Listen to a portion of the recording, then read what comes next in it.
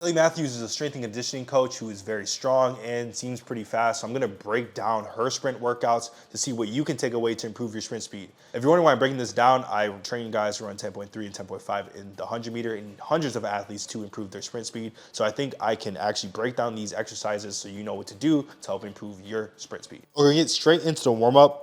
This is actually being coached by Tim Riley, which is a NFL coach who's one of the better guys out there. So make sure you check him out on Instagram, I believe. I don't know if he has a YouTube, but check out his Instagram. He has some really good content there of him training NFL athletes. So the warm-up is just a dynamic lunge, obviously really good for improving, full range of motion. Obviously really good for putting the body through a full range of motion, especially in the split stance position, backwards and forward, have a little bit different qualities, but at the end of the day, it's just a way to warm up the body and get the muscles going. And then lateral lunge is great for developing that lateral glute, especially as a warm-up. Acceleration has huge correlation to lateral force production. So if you want to improve acceleration, improving lateral force production is important. And one of the best ways to build that quality at a basic level is through lateral lunges. So it's a great way. Now we're doing low-level extensive pogos, but we're moving forward. So that's putting different demands onto the stretch shortening cycle and onto the lower limb complex. When you do in place, yes, you're going to challenge the Achilles tendon, but when you go forward and backwards, you're challenging the entire coordination that you need to improve your stretch shortening cycle. So this is good. Forward, backwards, lateral, probably go for about 10 to 20 yards and making sure you're springing off the ground like the floor is lava and just trying to be quick and elastic with the ground contacts. Now she's going diagonal, just another way to improve change of direction long term. Obviously, this extensive plyos is not going to make a huge difference, but when you're challenging the ankle in different planes of motion, you're going lateral, forward, backwards, multi-directional, and diagonal. That's going to be huge correlation to improving your sprint speed, especially in acceleration, guys. Acceleration is a rotational effort. It is not linear, it is rotational. So you need these type of aspects in your warm-up, and honestly, every single warm-up should have some type of elastic plyometric circuit. So I think it's good. Now we're doing some rapid A runs, pretty good for developing some basic level coordination and just getting the body warm. Now some butt kicks. Once again, a lot of this stuff isn't going to change your explosiveness or your sprint speed, but when you're getting some coordination work in and some elastic context, you're developing your stretch shortening cycle and warming up the body, which is all a warm up is for. Is to warm up the body and expose the tendon to get the tendon warm. That way you can handle max effort sprinting and some real speed training that's going to be in the full workout. So some A skips. Obviously, decent form, toes are up, decent angle of the knee, and then just driving the knee down, perfectly fine. Now this is some straight leg bounding. It's a little more complex, but it's probably one of my more favorite exercises. I actually do resisted straight leg boundings in the Speed Academy to improve force production, but some people will do this as a warm-up exercise to get the hamstring in some fast eccentric lengthening, which is needed, especially as a warm-up, because when you sprint, your hamstring is going to take a lot of load, so you need to get that stuff warmed up. So let's check her out, do it. This is more of like a fast dribble in a sense, so it's not a full-fledged straight leg bound, but it is a great variation that's good for your warm-up. And now she's going into a little bit more intensity of straight leg bound. Great technique, by the way. And yeah, great for exposing the hamstring and glute into some horizontal force production aspects and getting some eccentric lengthening on the hamstring and glute. So this is a power skill. We're going for vertical force production. You're trying to reach as tall as possible and make sure you repeat that.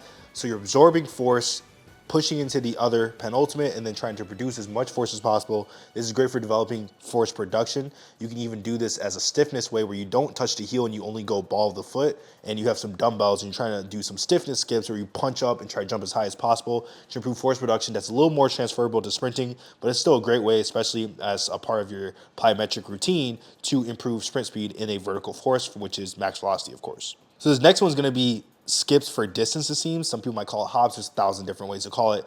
But distance is going to help a little more acceleration. So you're getting a little more glute, a little more hamstring. You're trying to cover as much distance with every skip. Also trying to develop that rhythm. That's really good for developing acceleration, developing force production. That's a little more horizontal in nature. So I like it if you're trying to improve horizontal force production. You even do a single leg hop. You do broad jumps for improving horizontal force production, which is important for acceleration.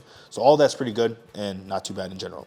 So now we're getting into, I'm pretty sure, max effort 10-yard sprints.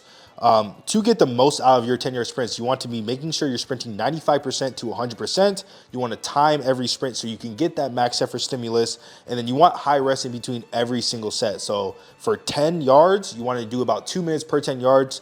If you're going max effort, you can even do 3 minutes. So 2 to 3 minutes. Some people might say 4 to 5 minutes. That's perfectly fine. Resting a ton. And then you want 120 yards worth of total volume between every single set.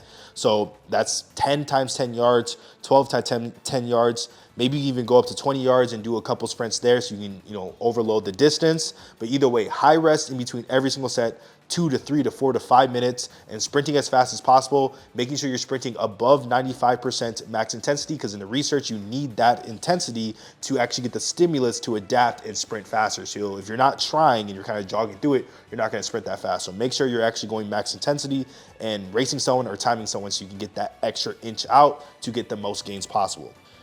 Okay, so here it looks like she's doing some treadmill sprints. I'm not the biggest fan of the treadmill sprints. Even the curve ones, they're okay. If you can't sprint outside, I guess it's still some type of stimulus. But if you're trying to improve max velocity, then I would just do 10-yard flies or 40-yard sprints or 20-yard sprints. That's what we do in the Speed Academy to improve our max velocity. I'll give you probably a little sample workout of how we would do in the Speed Academy to improve our max velocity. If you want to join that, check out the Speed Academy, the link below. But either way, that's probably the best way to improve max velocity. But if you have no equipment or no space and all you have is this curved treadmill, I guess you could do it. It looks like it might have been for endurance. I don't have the volume up, so I don't know. But it might be for endurance. But if it is for max velocity, then I would do pure max velocity sprints with high rest and making sure you're fully in a vertical plane. So 10-yard sprints, 40-yard sprints, or 30-yard sprints. But this is okay at the end of the day. Still somewhat of a stimulus to improve sprint speed. And then she was giving some technical advice. The two biggest things for max velocity is driving the arm back. That activates the opposite glute, and then you want to land under your center of mass with your toes relatively up. You don't need to be forcing them up, but relatively landing flat foot or forefoot dominant, landing on your center of mass with your pelvis tucked in, straight line from the head all the way to the ankle on touchdown of the ankle, and then trying to sprint as fast as possible is probably going to be the most important thing out of all of it. If you enjoyed that sprint workout, you probably want a full sprint workout guide. So watch this video of a sample workout from the Speed Academy so you can improve your sprint speed today.